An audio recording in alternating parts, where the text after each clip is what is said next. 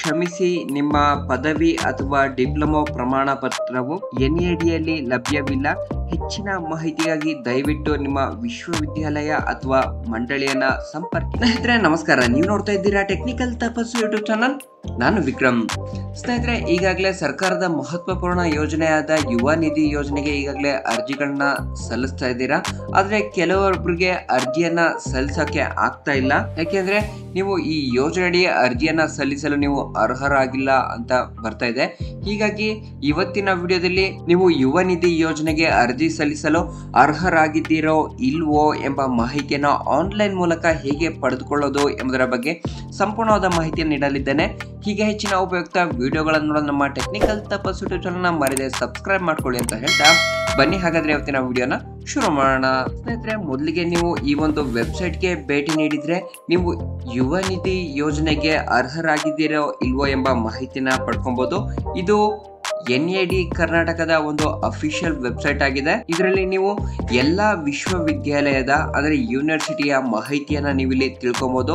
ಅಂದ್ರೆ ಯಾವ ಇಯರ್ ನಲ್ಲಿ ಪಾಸ್ ಔಟ್ ಆಗಿದ್ದೀರಾ, ನೀವು ಯುವ ನಿಧಿ ಯೋಜನೆಗೆ ಅರ್ಜಿ ಸಲ್ಲಿಸಲು ಅರ್ಹರಾಗಿದ್ದೀರಾ ಇಲ್ವಾ ಎಂಬ ಮಾಹಿತಿಯನ್ನ ನೀವು ಈ ಪೋರ್ಟಲ್ ನಲ್ಲಿ ಪಡ್ಕೊಬಹುದು. ಸ್ನೇಹಿತರೆ, ನೀವು ಈ ಕೆಳಗೆ ಗಮನಿಸ್ತಾ ಇರಬಹುದು ಯುವ ನಿಧಿ ಎಲಿಜಿಬಿಲಿಟಿ ಚೆಕ್ ಅಂತ ಒಂದು ಆಪ್ಷನ್ ಇದೆ. ಈ ಆಪ್ಷನ್ ಮೇಲೆ ಕ್ಲಿಕ್ ಮಾಡ್ಕೊಂಡ್ರೆ ಹೀಗೊಂದು ಮೆಸೇಜ್ ಬಾಕ್ಸ್ ಓಪನ್ ಆಗುತ್ತೆ. ಇಲ್ಲಿ ಸ್ವಾಗತ, ಯುವ ನಿಧಿ ಯೋಜನೆಗೆ ನಿಮ್ಮ ಅರ್ಹತೆಯನ್ನು ಪರಿಶೀಲಿಸಲು ನಿಮಗೆ ಸಹಾಯ ಮಾಡಲು ನಾನು ನಿಮ್ಮ ವರ್ಚುವಲ್ ಸಹಾಯಕನಾಗಿದ್ದೇನೆ. ದಯವಿಟ್ಟು ಈ ಕೆಳಗಿನ ಪ್ರಶ್ನೆಗಳಿಗೆ ಉತ್ತರಿಸಿ ಅಂತ ಒಂದು ಮೆಸೇಜ್ ಇದೆ. ಇದಾದ ನಂತರ ನೀವು 2023ರಲ್ಲಿ ಪದವಿಯನ್ನ ಪಡೆದಿದ್ದೀರಾ ಅಂತ ಕೇಳ್ತಾ ಇದೆ. ಹೌದು ಸ್ನೇಹಿತರೆ, ನೀವು ಈ ಯುವ ನಿಧಿ ಯೋಜನೆಗೆ ಅರ್ಜಿ ಸಲ್ಲಿಸಬೇಕು ಅಂದ್ರೆ ನೀವು ಬಹಳ ಮುಖ್ಯವಾಗಿ ಮೊದಲನೇ ಅಂಶ 2023ರಲ್ಲಿ ನೀವು ಡಿಗ್ರಿ ಅಥವಾ ಡಿಪ್ಲೊಮಾವನ್ನ ಪಾಸ್ ಆಗಿರ್ಬೇಕಾಗುತ್ತೆ. ಹೌದು ಅಂತ ಕ್ಲಿಕ್ ಮಾಡ್ಕೊಂಡ್ರೆ ದಯವಿಟ್ಟು ನಿಮ್ಮ ವಿದ್ಯಾರ್ಹತೆಯನ್ನು ಆಯ್ಕೆ ಮಾಡ್ಕೊಳ್ಳಿ ಅಂತ ಕೇಳ್ತದೆ.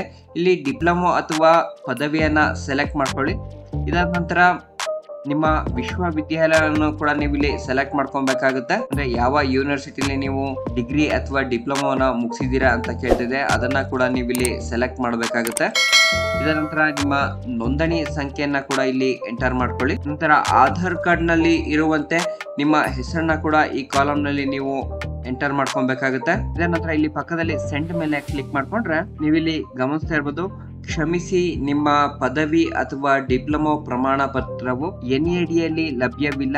ಹೆಚ್ಚಿನ ಮಾಹಿತಿಗಾಗಿ ದಯವಿಟ್ಟು ನಿಮ್ಮ ವಿಶ್ವವಿದ್ಯಾಲಯ ಅಥವಾ ಮಂಡಳಿಯನ್ನ ಸಂಪರ್ಕಿಸಿ ಅಂತ ಮಾಹಿತಿಯನ್ನ ನೀಡಿರೋಂಥದ್ದು. ಹೌದು ಸ್ನೇಹಿತರೆ, ಈ ಪೋರ್ಟಲ್ ನಲ್ಲಿ ಏನಾದರೂ ನಿಮ್ಗೆ ಮಾಹಿತಿ ಲಭ್ಯವಿಲ್ಲ ಅಂತ ಬಂದ್ರೆ ನೀವು ದಯಮಾಡಿ 2023ರಲ್ಲಿ ಪಾಸ್ ಔಟ್ ಆಗಿದ್ರೆ ನಿಮ್ಮ ವಿಶ್ವವಿದ್ಯಾಲಯವನ್ನು ಅಥವಾ ನಿಮ್ಮ ಕಾಲೇಜು ಮಂಡಳಿಯನ್ನ ಸಂಪರ್ಕಿಸಿ. ಇದಾದ ನಂತರ ನಿಮಗೆ ಅಲ್ಲೊಂದು ಸೊಲ್ಯೂಷನ್ ಸಿಗುತ್ತದೆ.